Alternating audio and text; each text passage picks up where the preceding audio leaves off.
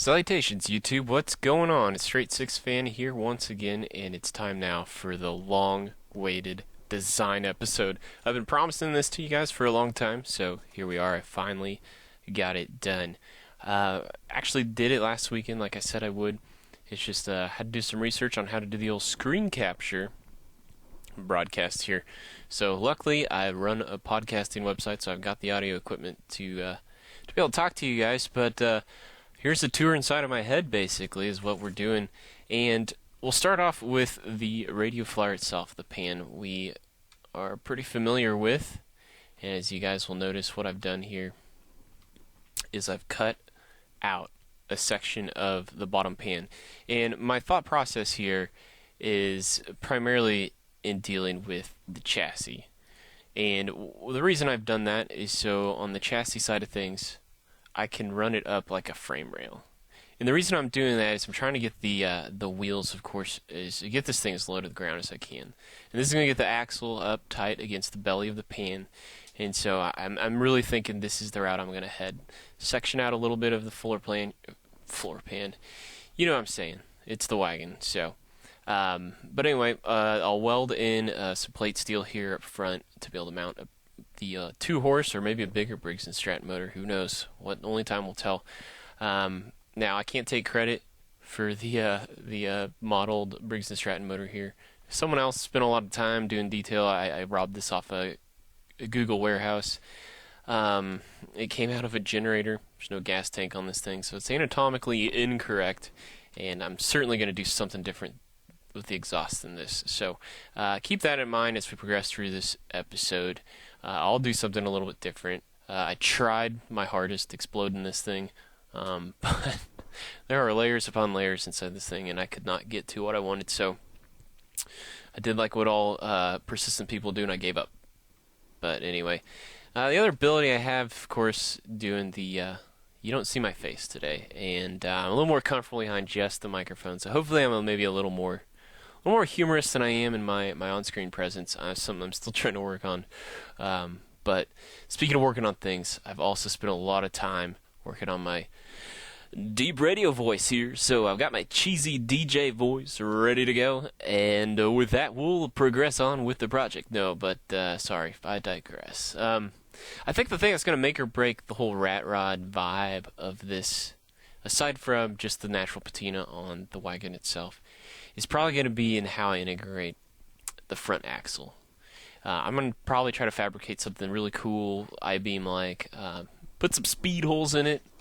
The old SketchUp didn't like me in trying to insert more speed holes here. Something was out of plane, so again, just did the give up thing. But one thing I'm still debating on is whether or not to actually maybe build in some sort of a tube-like structure here and maybe put some sort of bearing structure. Then that will allow this I-beam axle to kind of rotate about the center point, left to right. So it'll give me a little bit of a fake suspension feel to it that way. And then I might come back in and do like some sort of 3-link action to help limit that and maybe control some of that. We'll see. Who knows how crazy I'll get with that, but something else I'm sort of toying around with. Now, in order to get, of course, the problem I've created by doing a front engine go-kart here is how do I get drive to the back wheels? One thought was I thought about offsetting the motor over to the side and then just running my centrifugal clutch all the way down this side, but I think what I'm actually going to do is go the route of a jack shaft.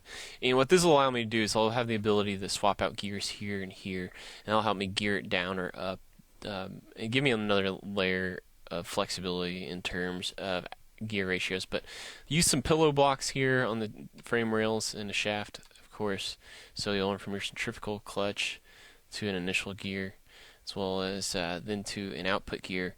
And like I said, I can gear it up, so if it's just for my nieces to ride, I can slow it down a little bit, and then big gear out back. Again, I'm not sure if I'll do pillow blocks out back. I know they sell go-kart kits, axle kits, have a little different mounting adjustment. But again, this is the advantage of tucking that frame rail up there, because as we move to then what it looks like with the rear axle in. And the tires, you might remember from one of the first few episodes, there's that other wagon I have, and it's got the wheels I might be robbing from.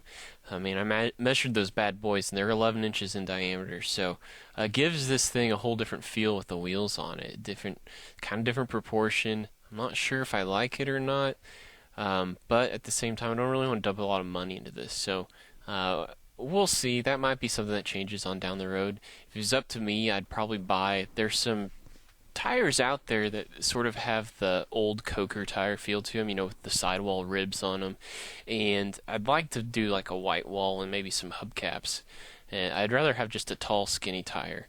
I think that'd be really cool, but we'll see. Now, like I said, I've mentioned before, if my nieces are driving this thing at some point in time, obviously, with having a chain run down the side of this, that could be a little bit dangerous. I'll probably do some sort of a chain guard, but primarily what's going to keep limbs safe from that kind of thing is I'm going to put in some sort of a leg rest, and so that'll be, that'll have dual purpose here. For adults, it'll give us a little extra leg room.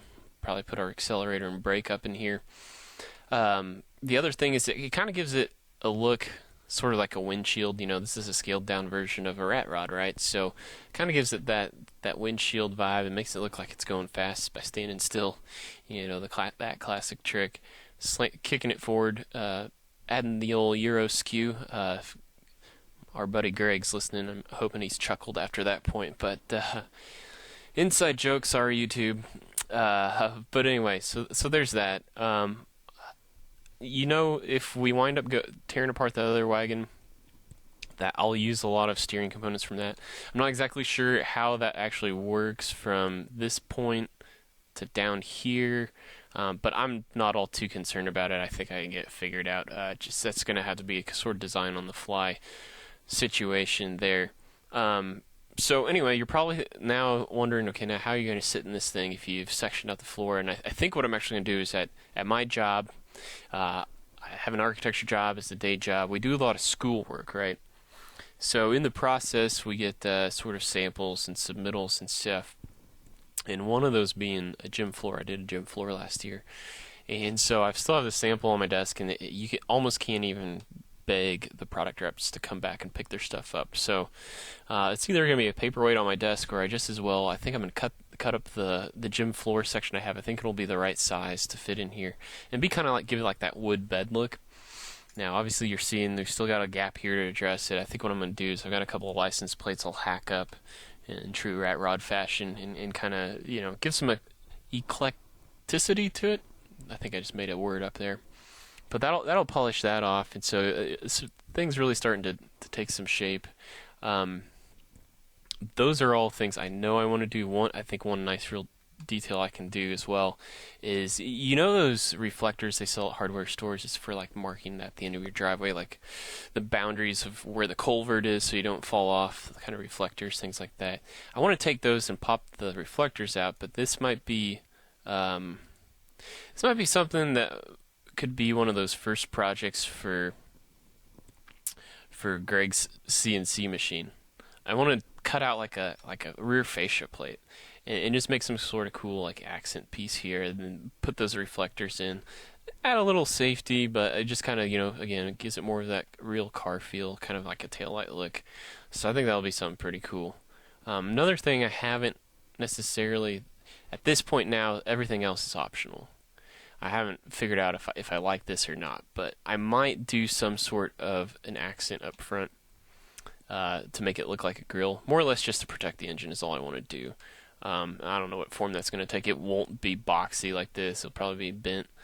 Similar to the leg rest, what I think I'm going to do is take rebar, because I think it's going to give it that sort of twisted metal look to it, and just kind of bend it through. I'm thinking I'll buy a conduit bender or something, maybe get number 4 bar, and just make this one piece and then infill it with. I'm not sure what I'm going to infill it with here. I've got some old, these sort of novelty signs like your Moon Eyes in my garage. I probably won't hack that one up, but like an old Remington sign, that kind of thing. Kind of those tin signs. I might hack up some of those again to give it that eclectic vibe. But one last thing I might add to it. Again, not sure. But yes, the last thing that I might throw in that I think I can pull off on this thing is a sissy bar. And again, this will probably go the route of the rebar. But again, this will just more than anything keep the nieces safe if they ever drive this thing. Would give you a backrest so you don't fall out the back of it. So anyway, this is kind of what's stuck in my head right now. I'm excited to get going on fabrication. I might start on that before here too long. Just the way things have been going on the motor, I might just set that aside for a bit. But I'd really like to get the motor to fire at least before I move on. But anyway, thanks for checking me out. Until next time, peace out.